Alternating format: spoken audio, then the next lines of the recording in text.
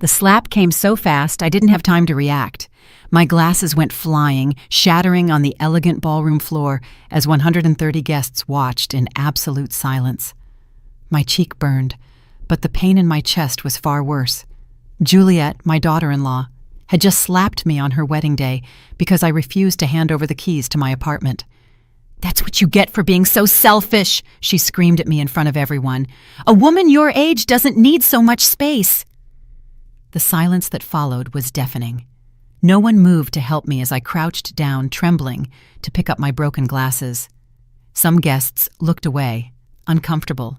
Others whispered among themselves, but no one, absolutely no one, dared to defend the poor, old mother-in-law who had just been publicly humiliated. My son Ethan stood motionless, his gaze fixed on the floor as if I were invisible. "You're not welcome here anymore," Juliet continued, smoothing her pristine wedding gown. "Ethan and I need our privacy to start our new life. Your apartment would be perfect for us while we shop for something better."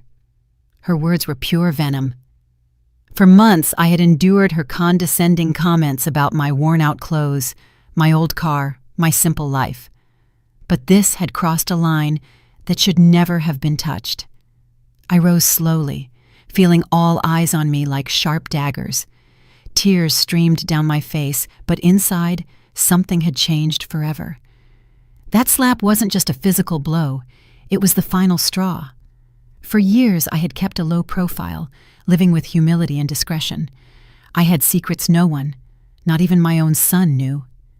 Memories of the last few months began to bombard my mind as I slowly walked toward the exit.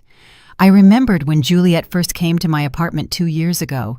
Her face fell when she saw my modest home, my old furniture, my small kitchen. "Seriously? This is where Ethan's mom lives?" she had asked him, her voice just loud enough for me to hear. From that moment on, every visit had been a silent torture. "Aurora, you should move to a smaller place," she had told me 3 months ago during a family dinner. "At your age, you can't maintain such a big apartment. Besides, Ethan and I are thinking of having kids soon. We'll need more space." Her fake smile didn't fool anyone, except my son, who seemed to lose his personality whenever she spoke, acting like a puppet on a string. The humiliations had escalated gradually. First, it was the comments about my clothes. "Aurora, don't you have anything more modern to wear?" Then it was about my car. "That car is so old. It's dangerous for you to drive that." Next, it was my part-time job at the local flower shop. "I don't understand why a woman your age is still working instead of relaxing." Each phrase was a small, poisoned dagger stabbing at my self-esteem. My name is Aurora Hughes. I am 68 years old, and all my life, I have been a woman who prefers discretion over ostentation. I work at a small flower shop 3 days a week. I drive a 10-year-old car. I buy my clothes at discount stores. To the outside world, especially to Juliet, I am just a middle-class widow living on a fixed income. But that's exactly the image I have carefully cultivated for decades. What none of those people looking at me with pity knew was that my life had been completely different before my husband passed. My husband, Robert, had not been the office worker everyone believed. We had made a conscious decision to live modestly, to keep our true wealth a secret, to protect our family's privacy in a way that I now understood had been prophetic. As I walked out of the ballroom, the guests' conversations followed me like a toxic cloud. "Poor thing, she looks so fragile," whispered Juliet's aunt. "The bride is right. That woman can't take care of herself anymore," added Ethan's cousin. "She should be in a retirement home, not living alone," another guest commented with false compassion. Each word was like acid pouring on open wounds. The cool temperature of the ballroom's air conditioning contrasted sharply with the suffocating heat in my chest. My hands trembled as I fumbled for my cell phone in my worn black purse, a purse I had used for 5 years, not because I couldn't afford a new one, but because I had learned to value practicality over appearances, something my daughter-in-law would clearly never understand. I dialed a number I knew by heart, a number I hadn't used in over a year because I had naively hoped it would never be necessary. "Carlos, it's Aurora. I need you to come to the Royal Oaks Ballroom immediately," Yes, right now. Bring the documents you know about. It's time for them to know the truth. My voice trembled, but there was a firmness in it I hadn't felt in a long time. Are you sure, Mrs. Hughes? Carlos asked with his professional but concerned voice. Once we do this, there's no turning back. I glanced back at the ballroom one last time, where I could see Juliet laughing with her friends, likely telling them how she had put her useless mother-in-law in her place.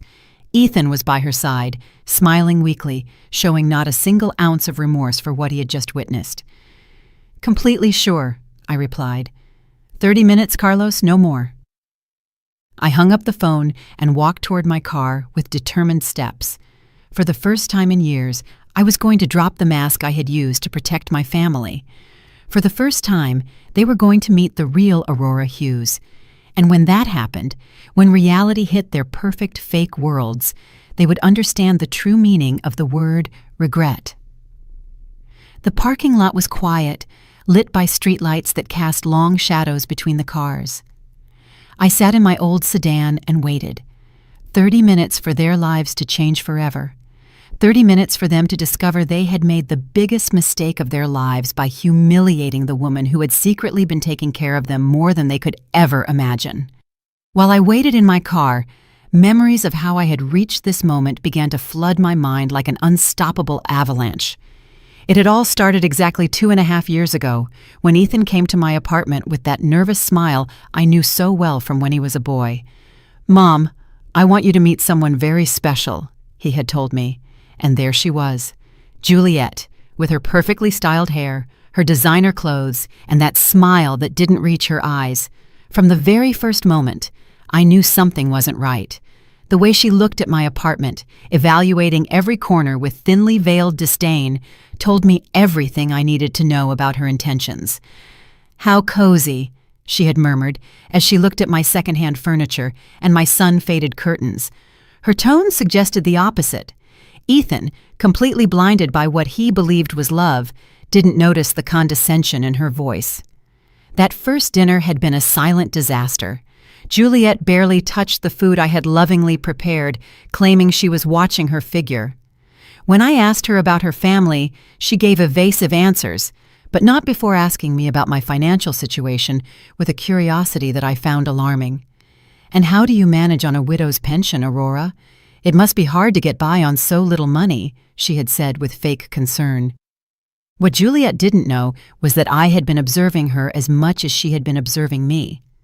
Over the next few months, I began to notice patterns that put me on high alert. Every time they visited my apartment, she would make comments about how outdated everything was, about how I deserved something better in my golden years. But her eyes always lingered on the details that really mattered. The prime location of the building, the panoramic view from my balcony, the size of the rooms. One day, while Ethan was in the bathroom, I heard her speaking softly on the phone in my kitchen. "Yes, Mom, his mom's apartment is in a super expensive area. If I can get her to move to a smaller place, we could stay here until we have our own place. She's so naive, she'll probably even thank us for helping her with the transition." Her words cut through me like a knife, but I maintained my composure when she returned to the living room, feigning innocence. From that moment on, every interaction with Juliet became a carefully orchestrated performance on both our parts. She played the concerned daughter-in-law, worried about her mother-in-law's well-being, while I pretended to be the vulnerable old woman who needed guidance. But inside, I was gathering information, observing her moves, understanding her true motivations. It was like a game of chess where we both thought we were winning. The following months brought a gradual escalation in her attempts at manipulation. First, there were the subtle suggestions. "Aurora, I've seen some lovely apartments for people your age, with all-inclusive services and no maintenance worries." Then came the more direct pressures. "You can't keep living alone at your age. It's dangerous. What if you fall and no one finds out for days?" Each argument was designed to make me feel incompetent and helpless. Ethan, my own son, began to echo the same phrases like a trained parrot. "Mom, Juliet is right. Maybe it would be better for you to consider moving to a more manageable place." Seeing him gradually transform into that woman's puppet was more painful than any direct insult. The son I had raised with so much love and sacrifice now saw me as an obstacle to his happiness. The psychological campaign intensified after they announced their engagement. Visits became more frequent but also more tense. Juliet had started bringing real estate magazines and brochures for senior communities. "I'm just exploring options for you, Aurora. I want to make sure you have the best quality of life possible," she would say, spreading the materials on my coffee table as if it were a business negotiation. But I had been doing my own research. One afternoon, when they went out to run wedding errands, I decided to call an old friend who worked in real estate. "Amelia, I need you to investigate something for me," I told her. "There's a couple who are very interested in my apartment, and I want to know more about their real financial situation." What I discovered chilled me to the bone. Juliet and Ethan were neck-deep in debt.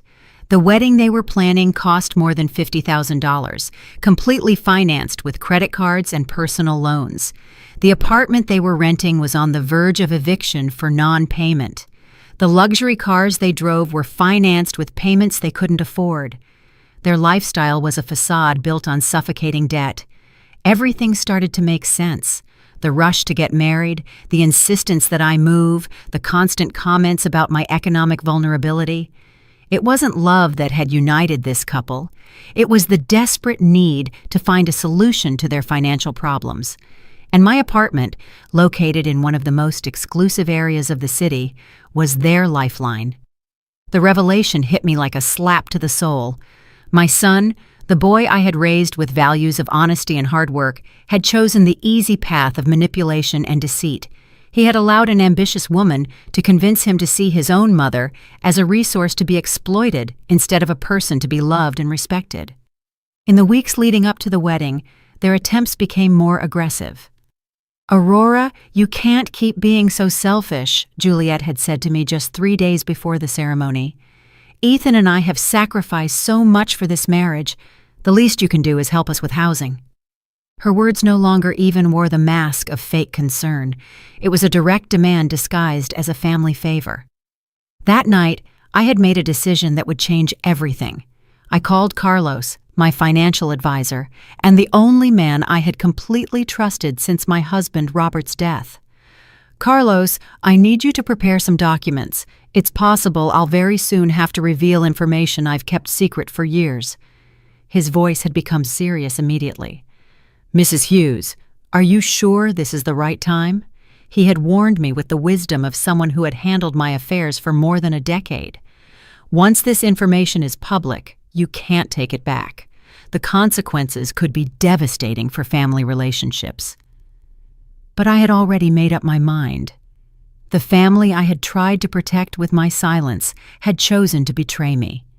And now, sitting in my car in the ballroom parking lot, waiting for Carlos to arrive with the documents that would change everything, I realized the moment of truth had come. 25 more minutes, and Juliet, Ethan, and all those guests who had looked at me with pity would discover who Aurora Hughes really was. 25 more minutes, and their perfect worlds built on lies and greed would crumble like sandcastles. The night breeze rustled the tree leaves around the parking lot, creating dancing shadows under the lights. It was strangely poetic that on such a beautiful night, so many illusions were about to die forever. 20 minutes had passed since my call to Carlos, and every second felt like an eternity. From my car, I could see the golden lights of the ballroom, hear the cheerful music and laughter spilling out of the open windows. It was surreal to think that in just a few minutes, that celebration would turn into a nightmare for the main players. I closed my eyes and let the most painful memories of the last few months flood my mind. I needed to remember exactly why I had reached this point of no return. The biggest humiliation had happened just 2 weeks before the wedding, during what Juliet had called an important family meeting. She had arrived at my apartment, accompanied not only by Ethan, but also by her parents, a perfectly planned ambush. "Aurora, we want to talk to you about your future," Juliet's mother, an haughty woman who looked at me as if I were a bothersome insect, had begun. "We believe it's time for you to make responsible decisions about your life," continued Juliet's father, a burly man who had surveyed my apartment with the eyes of an appraiser evaluating a property. "At your age, living alone in such a big place is not only unnecessary, but dangerous. What if you have a medical emergency and no one finds out for days? Their words were rehearsed, too perfect to be spontaneous. Ethan had remained silent throughout the conversation, nodding occasionally like a well-trained puppet. Seeing him there, sitting next to a family that treated me like an obstacle, was like watching the son I had raised die before my eyes. "Mom," he finally said, in a voice I no longer recognized. "They're right. Juliet and I have been talking, and we think it would be better for everyone if you moved to a place more appropriate for your age." "Appropriate for my age?" I repeated, feeling the anger begin to boil inside me. "And who gets to decide what's appropriate for me? You?" Juliet's mother exchanged a knowing look with her husband, as if my words confirmed something they had already discussed.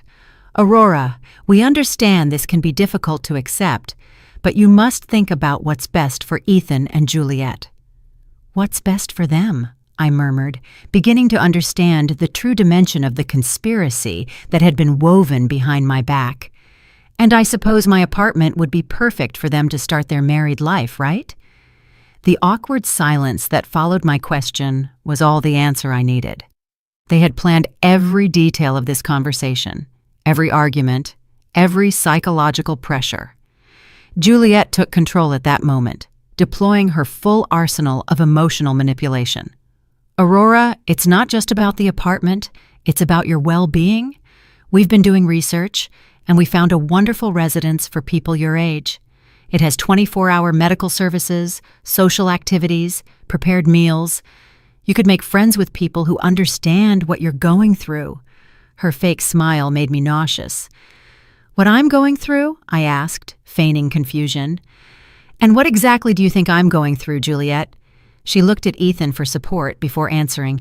"Well, loneliness, financial uncertainty, the fear of not being able to take care of yourself. It's normal at your age, Aurora. You don't have to be ashamed of needing help." The audacity of this 28-year-old woman telling me what was normal at my age left me speechless for a moment. But then I saw something in her eyes that chilled me. The absolute certainty that she had a right to my life, my home, my decisions. To her, I was no longer a person with autonomy, but an obstacle to be removed with as little resistance as possible. "We've run the numbers," Juliet's father continued, pulling out a folder they had clearly prepared in advance. "The cost of the residence would be approximately $2,500 a month. With the sale of your apartment, you'd have enough money to cover it for many years, and there would still be some left over to help Ethan and Juliet with their initial marriage expenses." There it was, the naked, raw truth. It wasn't about my well-being or my safety, it was about money. It was about converting my home into cash to finance their unsustainable lifestyle. "And if I refuse?" I asked, although I already knew the answer. "Aurora," Ethan said, his voice sounding rehearsed.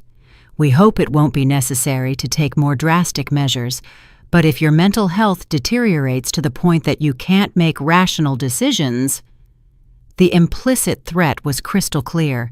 If I didn't cooperate voluntarily, they would seek legal ways to declare me incompetent. They had done their research, they had planned, they had prepared the ground to take everything I owned by force if necessary. The son I had raised with so much love was sitting right there, allowing strangers to threaten his own mother. That night, after they left with my firm refusal, I cried for the first time in years. Not out of sadness, but for the definitive death of the illusions I had held about my family. I had called Carlos immediately. "I need you to investigate something urgently," I had told him through tears. "I want to know exactly what the real financial situation is for my son and his fiancée. Everything. Debts, income, liabilities, everything." The results of that investigation had been devastating. Ethan earned $45,000 annually as a sales manager, but had debts of more than $80,000 on credit cards. Juliet worked part-time as an image consultant, making maybe $4,000 a year, but spent as if she had an executive salary. Together, they owed more than $120,000, not counting the loans they had taken out for the wedding. The apartment they rented for $2,000 a month was 3 months behind on payments. The cars they drove were financed with payments that took up 60% of their combined income. Their main credit card was maxed out, and they had started using cash advances to pay other debts. They were in a financial freefall, and my apartment represented their only hope of salvation. But there was something else in Carlos's report that had completely broken my heart. For the past 6 months, Ethan had been regularly calling banks and insurance companies, asking about loans against his elderly mother's property. He had been asking about legal procedures to obtain financial power of attorney over senior citizens. My own son had been planning my systematic dispossession for months. The most painful information had come at the end of the report.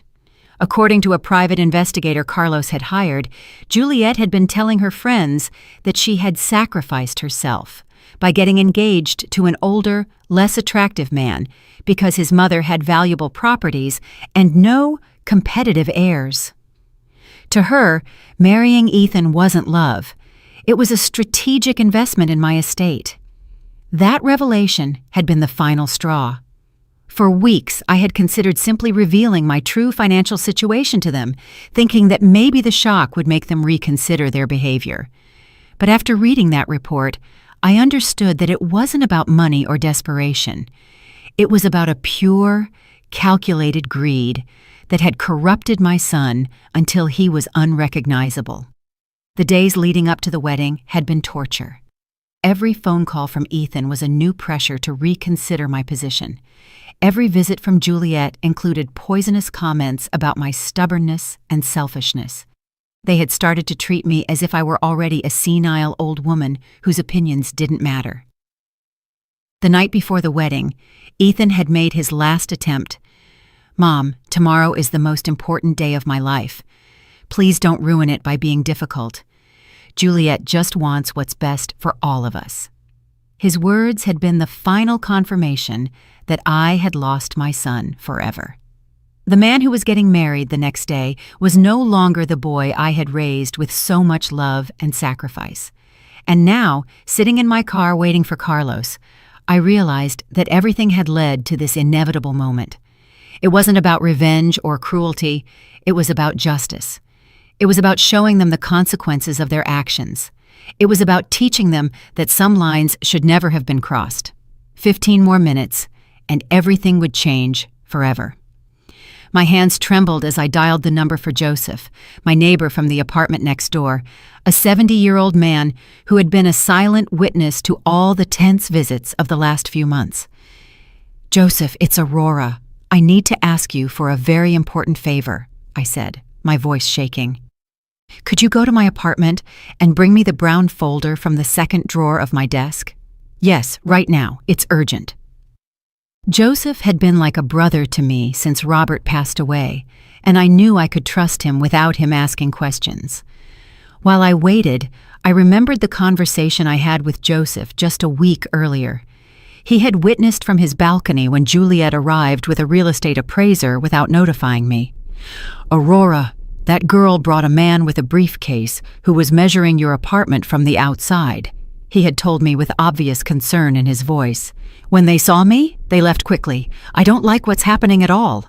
Joseph had been the first to notice the subtle changes in Ethan's behavior over the last few months. "Your son doesn't greet me like he used to," he had observed. "He used to stay and chat with me when he came to visit. Now he rushes in and out as if he's ashamed of something." His words had confirmed what my heart already knew. I had lost my son long before the slap that night. The folder I had asked Joseph for contained documents no one in my family had ever seen. Bank certificates, property titles, investment records that Robert and I had kept secret for decades. Documents that proved the poor widow living on a modest pension was actually a woman with enough resources to change lives with a single decision. 10 minutes later, Joseph appeared in the parking lot with the folder in his hands. "Aurora, what's going on? You look very upset," he asked as he handed me the documents.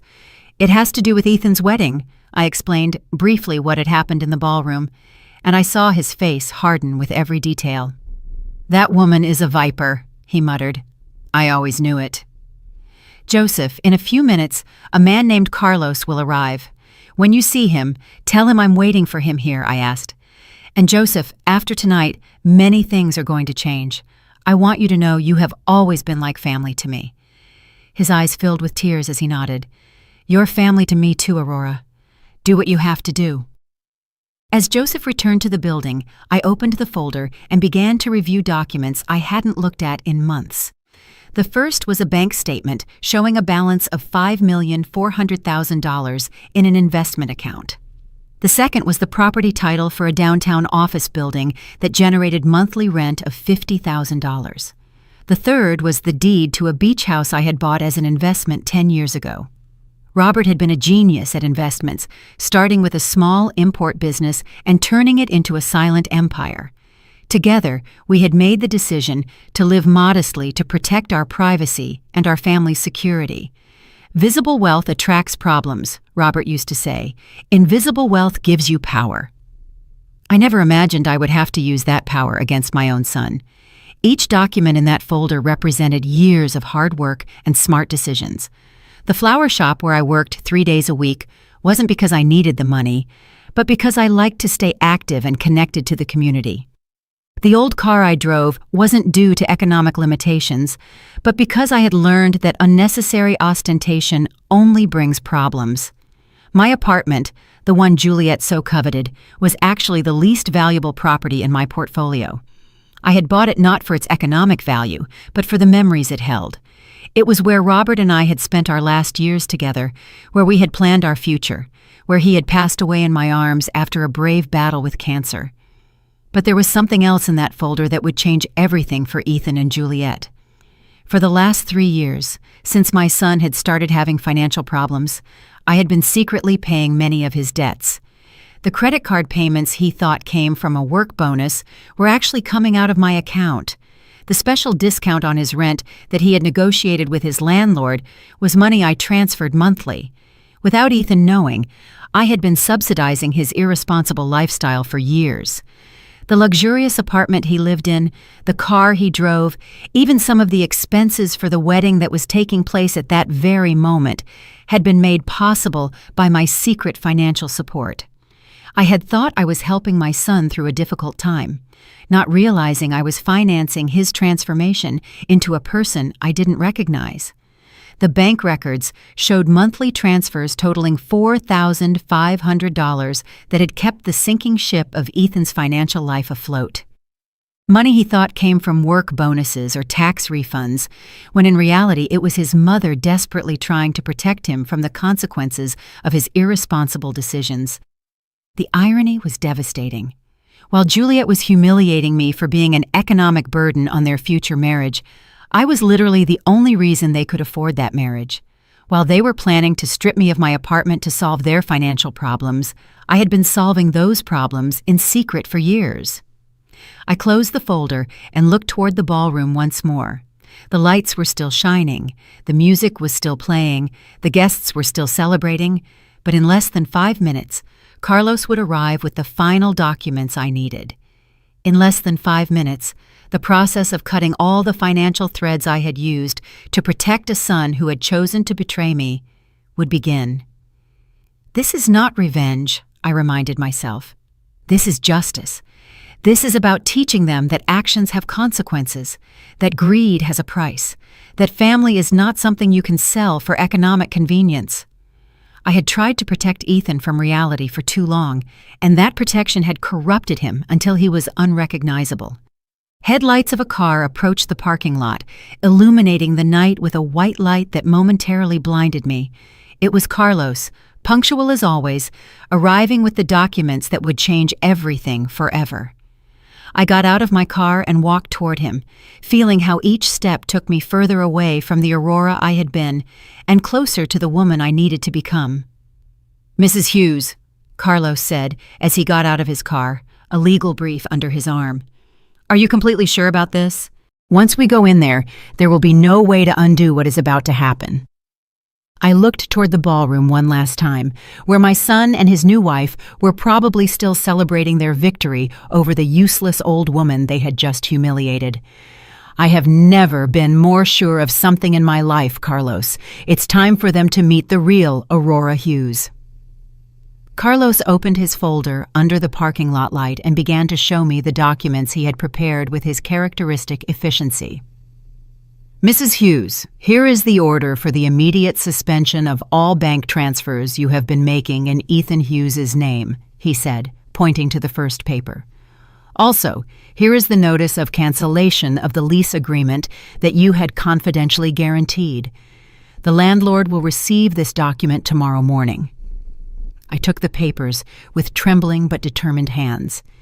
Each document represented a thread that I had carefully woven for years to protect my son, and now I was cutting those threads one by one. "And the payment for the ballroom?"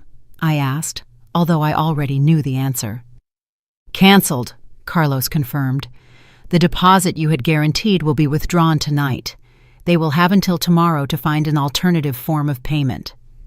The magnitude of what I was about to do hit me like a cold wave. For 3 years, I had been the invisible safety net that had kept Ethan and Juliet's lives afloat. The apartment they lived in, the car he drove, even the wedding that was taking place at that very moment had all been made possible by my secret financial support. And now, in a single night, I was going to withdraw all that support definitively. "Carlos, I want you to understand something," I said to him as I signed each document with a determination I hadn't felt in years. "This is not cruelty or revenge.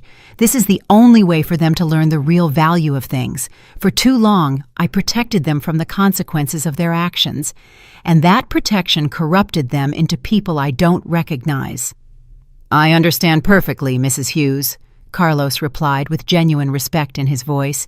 "In my 30 years as a financial advisor, I have seen many families destroyed by greed and ingratitude. What you are doing requires more courage than most people possess."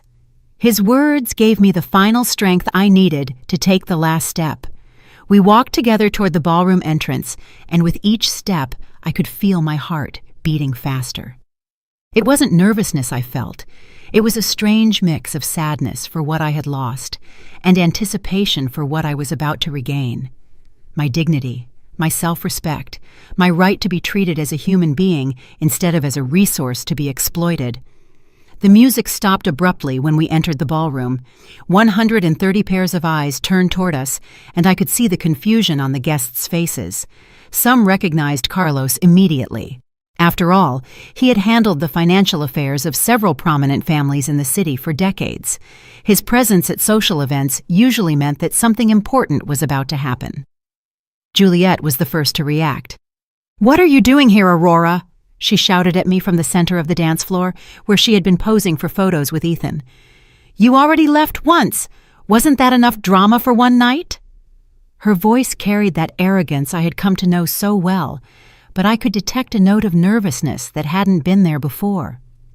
"Ladies and gentlemen," Carlos said in a clear, professional voice, "I apologize for interrupting this celebration, but I have urgent legal matters to discuss with Mr. Ethan Hughes and Mrs. Juliet Dawson." The silence that followed was so deep you could hear the hum of the air conditioning. Some guests began to pull out their cell phones, sensing they were about to witness something extraordinary. Ethan slowly approached, his face pale and his eyes full of confusion. "What's going on here, Mom?" he asked me, in a voice that no longer sounded as confident as it had when he had humiliated me just minutes before. "Who is this man, and why is he talking about legal matters?" I could see his hands trembling slightly as he adjusted his tie, a nervous gesture he had had since childhood. "Ethan," I said in a voice firmer than it had sounded in months, "this is Carlos Jones, my financial and legal advisor. He has come to deliver some documents that I think you will find very enlightening." Carlos opened his folder and took out the first document. Mr. Ethan Hughes, you are hereby notified that the financial guarantee your mother had provided for your lease agreement has been immediately canceled. Your landlord will be notified tomorrow morning, and you will have 30 days to find a new guarantor or vacate the property. All the color drained from Ethan's face. Financial guarantee, he murmured, looking at me with eyes that were beginning to fill with comprehension and horror. Mom? What is he talking about? But I could see from his expression that a part of him already knew. For years, he had suspected that his financial luck wasn't completely natural, but he had chosen not to ask questions because the answers might have been uncomfortable. Also, Carlos continued relentlessly, the monthly transfers of $4,500 that your mother had been making to your personal accounts have been permanently suspended. This includes payments for credit cards, car insurance, and various other expenses that you believed were being covered by other sources. Juliet let out a gasp that echoed throughout the ballroom.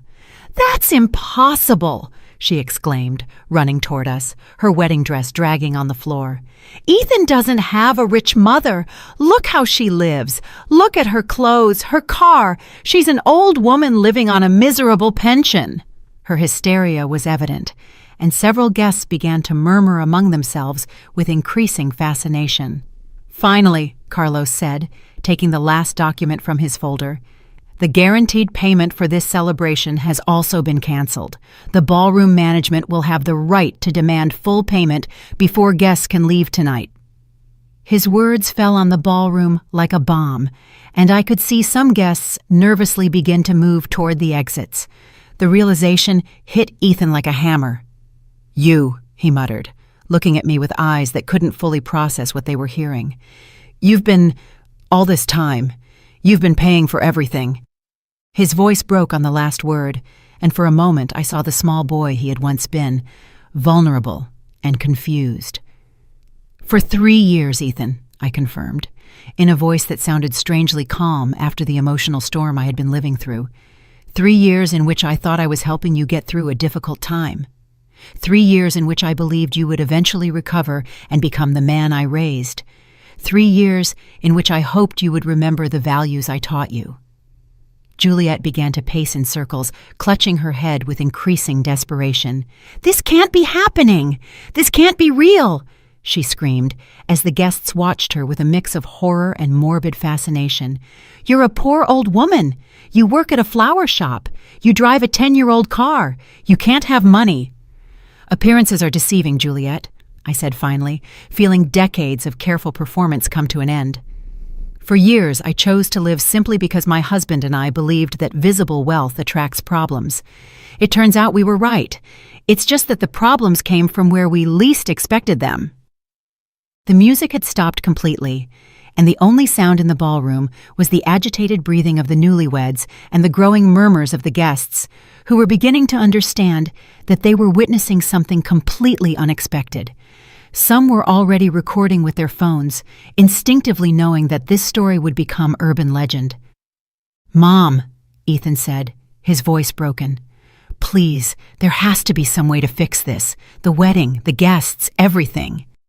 But I could see in his eyes that he was finally beginning to understand the magnitude of what he had lost. Not just money or financial support.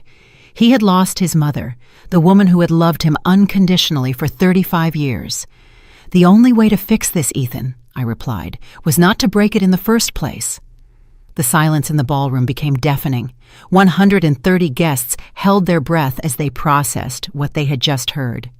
Juliet stood motionless for the first time all night, her eyes darting between Carlos, the documents, and my face, as if trying to find a crack in the reality that was collapsing around her.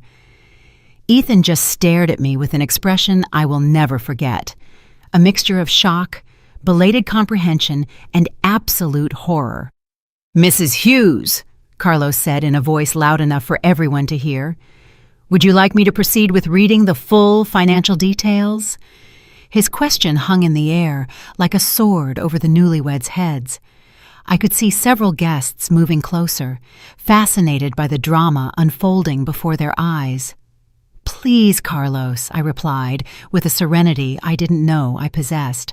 I think everyone deserves to know the full truth. Juliet tried to interrupt with a desperate shriek, but Carlos raised a hand and continued with the precision of a surgeon performing a delicate operation. Over the last 36 months, Carlos began, consulting his documents, Mrs. Aurora Hughes has transferred a total of $162,000 to cover the living expenses of her son, Ethan Hughes, and his fiancée. This includes $48,000 for rent payments,